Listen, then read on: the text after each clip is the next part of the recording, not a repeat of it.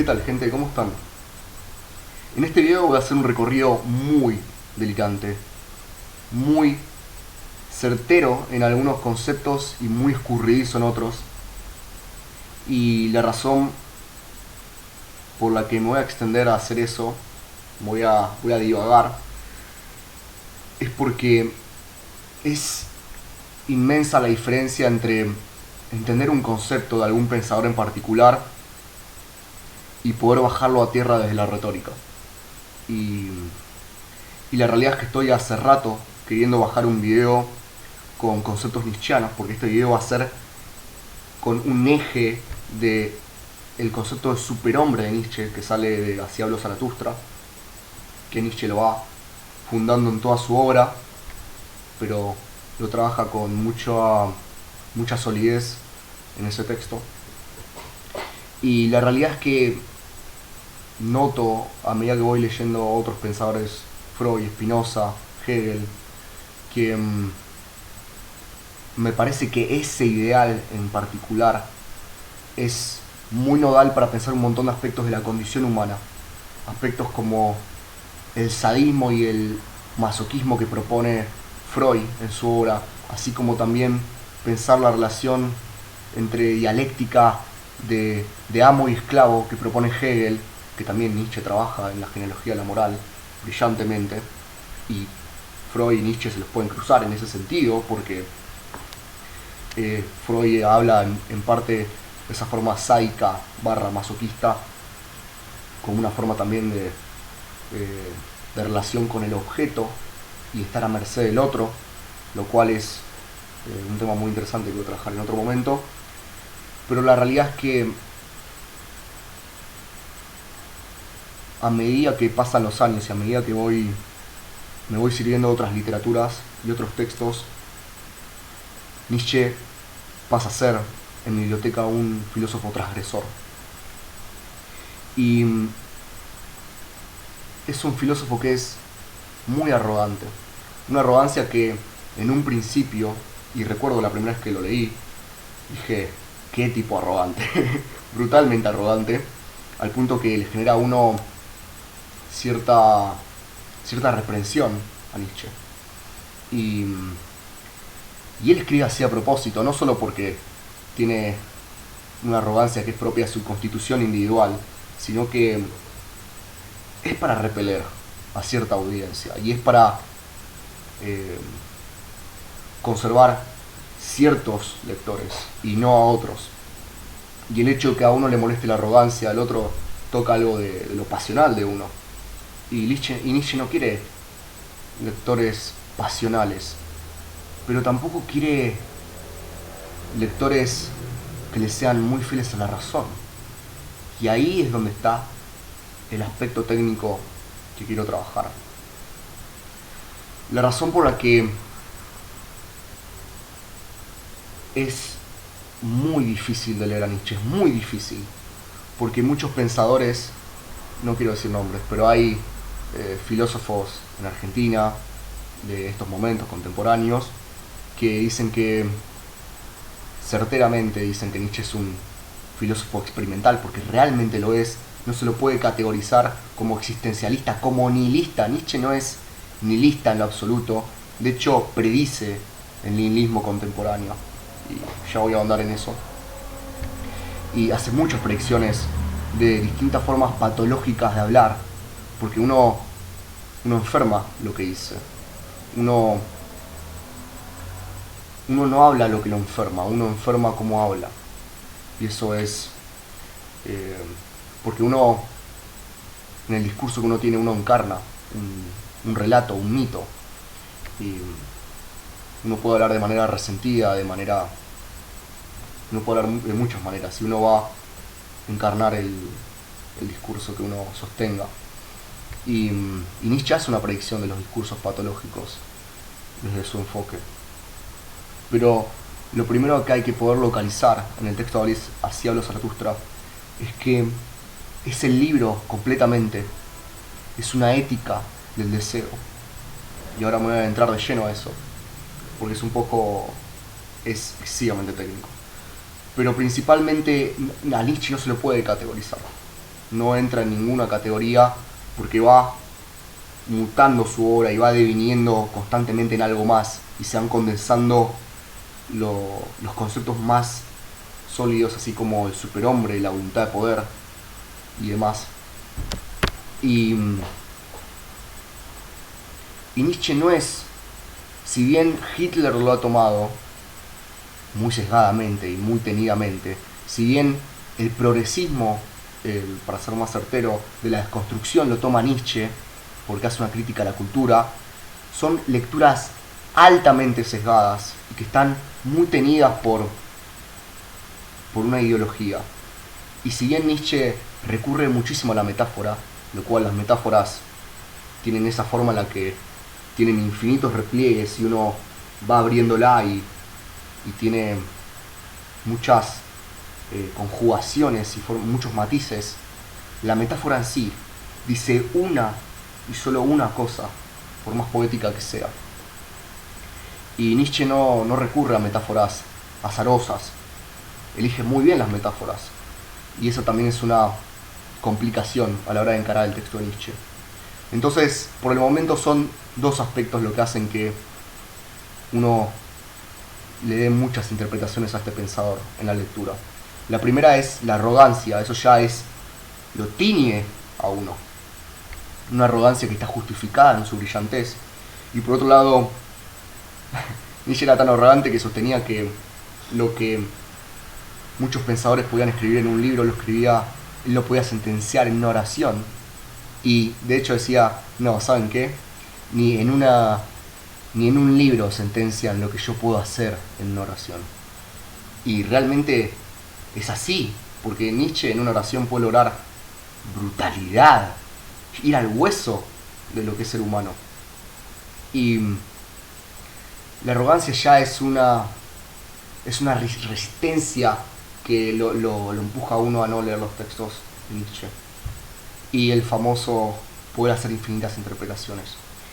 Y hoy me quiero poner preciso. De las primeras metáforas, para ponerlos en contexto, hacia los Zaratustra básicamente es un profeta, entre comillas, porque no es una especie de profeta. Vamos a bajarlo y a ponerlo en criollo. Es una especie de profeta que viene a enseñar la filosofía del superhombre. Una filosofía que va más allá de la felicidad, porque para este profeta la felicidad es algo banal, es algo efímero, es algo tan corto, tan pobre, que no entra ni en el vocabulario de este profeta. Y él viene a decir que este es el ideal que lo puede hacer a uno libre. De hecho, la filosofía no solo aspira a la verdad, no solo aspira a eso y a otras incógnitas, sino que también trabaja mucho el tema de la libertad, que es un tema muy recurrente en nuestra época. Y ahora hay que ver por qué, ¿no? ¿Quién no quiere ser libre? Nietzsche sabe la respuesta a la libertad. Es la ética del deseo, la respuesta a la libertad. Por eso se va a tomar la molestia de escribir este libro. Entonces, la primera metáfora arranca con este profeta que quiere difundir su filosofía. Estuvo exiliado del mundo, a través de él, conectado con el mundo, conectado con la naturaleza. Pero no es una filosofía que pone la naturaleza en un pedestal, ni tampoco deteriora al hombre en algo destructivo y desagradable como sí lo hacen otras filosofías. Es un profeta que quiere promulgar los valores de la ética del deseo y que lo intenta enseñar al pueblo, que intenta ser generoso y por difundir y divulgar estos valores como un gran intelectual epocal, como un gran pensador que pudo condensar una idea. El problema es que el pueblo lo va a sacar a patadas del culo, para hacerlo en criollo, y y se va a sentir apenado por eso y va a querer enseñar a un grupo reducido de personas. Va a decir, yo no puedo hacerle llegar mis valores a todos porque ese todos aspiran a la felicidad. Yo no enseño la felicidad, en filosofía nada tiene que ver con eso.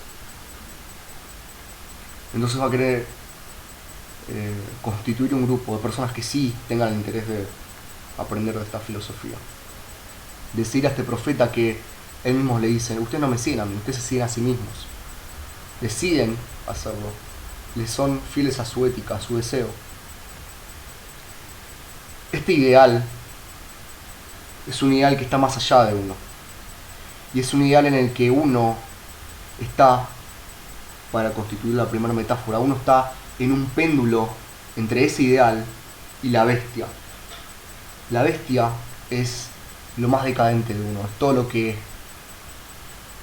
es la rúbrica de la mediocridad, para decirlo en síntesis. Y el ideal del superhombre es un ideal que es imposible.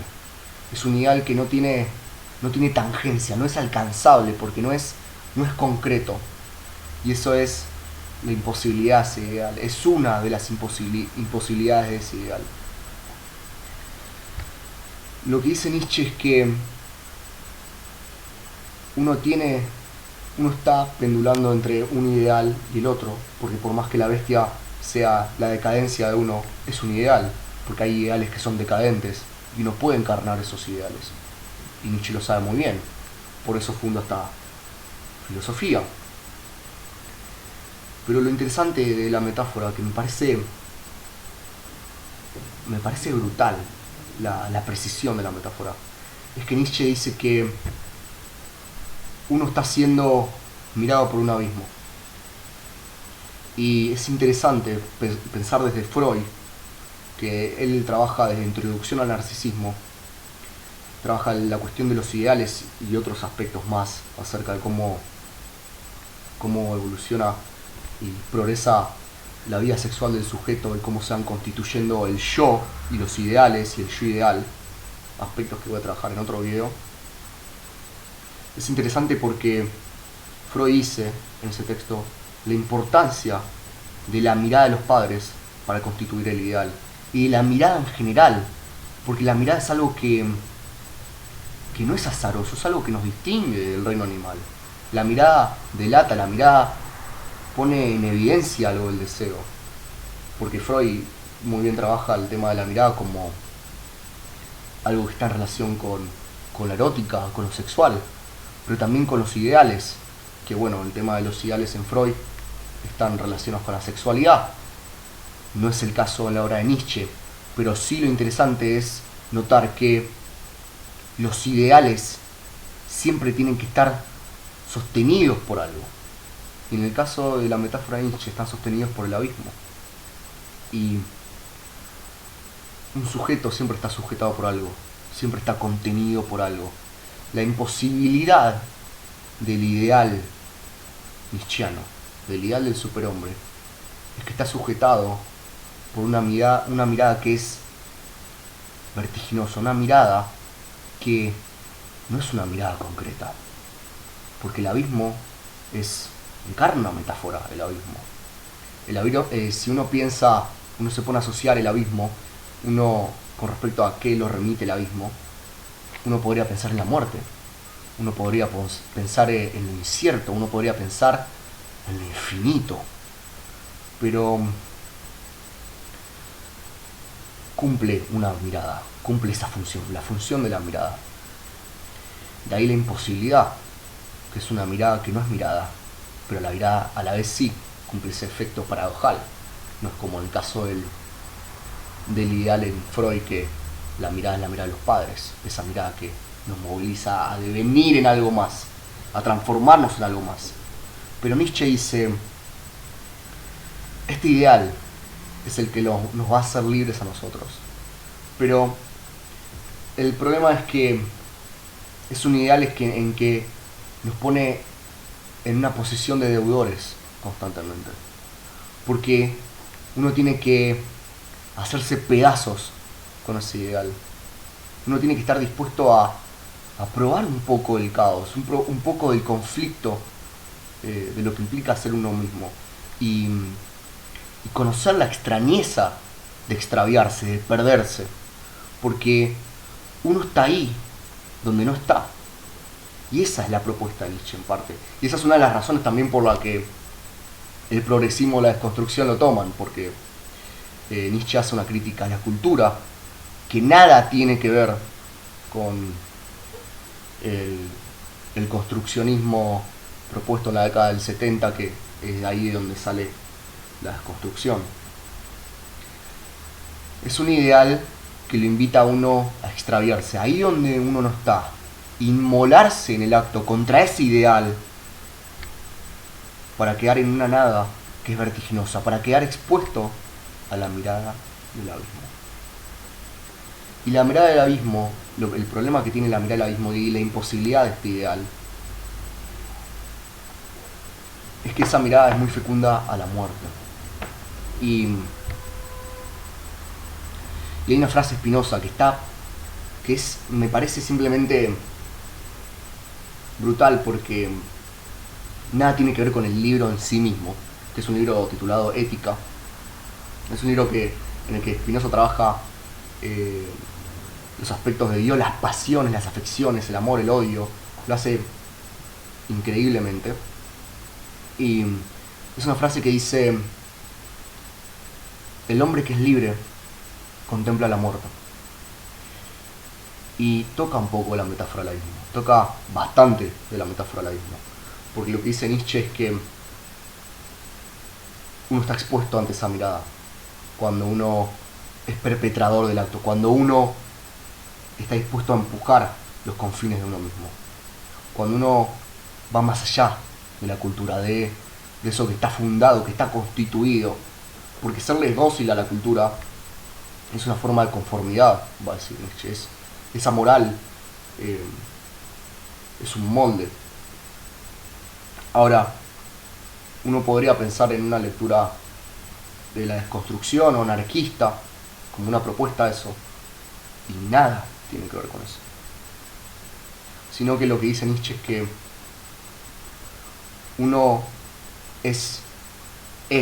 uno se invoca como uno mismo cuando uno se despedaza con ese ideal, cuando uno logra darle forma a ese ideal y uno se inmola contra eso. Y ahí es donde uno se hace libre para pensar en la frase Spinoza, porque uno contempla la muerte. Y acá voy a traer un montón de aspectos de la psicología. Es muy recurrente hoy en día la ansiedad y los ataques de pánico. Y hay razones para eso. Una es el excesivo consumo de redes sociales. Y voy a tratar de conectar el ideal de Nietzsche con esa forma de la ansiedad, ataque de pánico y uso de redes sociales. Uno queda expuesto a la muerte cuando uno se despedaza contra ese ideal, pero uno se engrosa, uno consigue calibre, uno se hace más denso, tan denso que uno no se deja quebrar por la mirada del abismo. Y eso tiene que ver con que aquel que es libre puede contemplar la muerte, porque hay una diferencia entre una muerte que hace vibrar las paredes y le da latencia a la realidad de uno, al punto que uno queda desbordando en esa ansiedad o en esa angustia. Y hay una diferencia entre aquel que en esa soledad puede ser solitario y no sentirse solo, sino poder sentirse acompañado con toda la densidad que uno edifica con uno mismo, que uno constituye. Y por eso es una ética del deseo, porque lo que propone con ese ideal es que uno se funda en el deseo, no en el particular, no en la cultura, no en esa moral, sino que uno se canta, uno se invoca cuando uno va más allá de eso. Y el ir más allá de eso no tiene que ver con la razón, no tiene que ver con los ideales moralistas, sino que tiene que ver con un ideal que no tiene la voz moral de la época, que no tiene la voz de la conciencia y la razón, sino que es un silencio. Es un silencio que no es ausencia de ruido, sino que irrumpe como el deseo. De ahí la complicación técnica, de ahí es un silencio que no lo incomoda a uno, no lo llena, lo interpela a uno. Y es una extrañeza que hoy en día no estamos acostumbrados. Que de alguna manera las redes sociales, la fugacidad, la velocidad, el pedido ya y todas las cosas que hacen dócil al espíritu, lo hacen más profundo, lo hacen más propenso a uno a quebrarse ante la mirada del amor.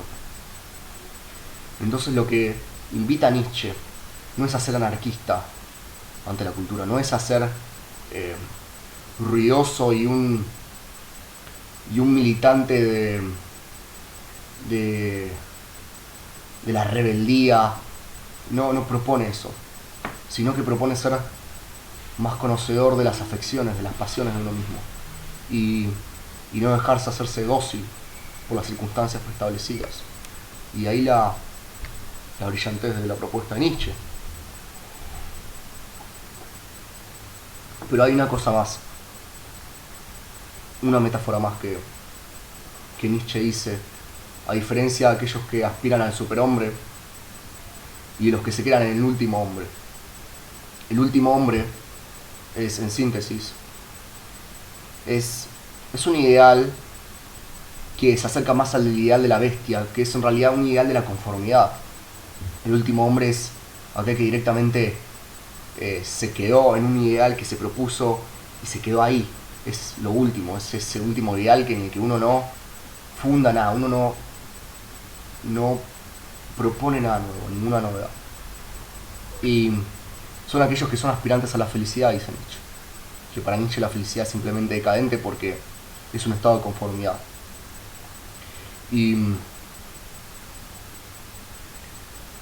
el ideal del superhombre, dice Nietzsche en una metáfora que también, como dije, no son azarosas, sino que van al hueso. El ideal del superhombre es como un ocaso. Y la razón por la que usa esa metáfora es porque ahí donde uno está expuesto a la mirada del abismo, uno se hace finito, uno se hace muy finito, porque uno conoce su espesor, conoce su calibre y qué tanta espalda uno tiene para poder soportar esa mirada, para poder soportar la soledad. Y si uno es más propenso a quebrarse o poder sostenerse y ampararse en otras formas, en otras contenciones. Y la metáfora del ocaso es brillante porque justamente lo que dice es que en ese espacio tan finito, donde hay naranjas, vermellones y hay una experiencia sensorial, una globalidad muy intensa, muy casi infinita, esa infinitud, esa incandescencia, sea en un lapso finito. Y eso es lo que implica querer aspirar al superhombre. Es conocer esa infinitud en un lapso que es finito. Y hay que estar dispuestos a ser finitos. Y ahí también lo vertiginoso de la propuesta de Nietzsche y la imposibilidad la imposibilidad de este ideal reside en que no se sostiene bajo ninguna mirada más que la del abismo. Y uno necesita otras miradas y uno se ampara en otras miradas. Pero lo noble, lo virtuoso de este ideal es que Nietzsche dice, uno no necesita miramientos, uno no necesita miradas de otros para avalar el ideal de uno, sino que lo único que uno necesita es una ley, que no es una ley de una moral preestablecida, no es la voz de la razón, sino que es una ley que uno mismo se impone y uno tiene que ser juez, jurado y verdugo de esa propia ley. Y de ahí la imposibilidad de eso, Uno puede hacer eso, uno se puede responsabilizar de su propio caso. Pero eso es una cosa, pero eso uno lo puede hacer siempre y cuando tenga a otros. Y, y Nietzsche no considera esa otredad más que el ojo del abismo. Pero miradas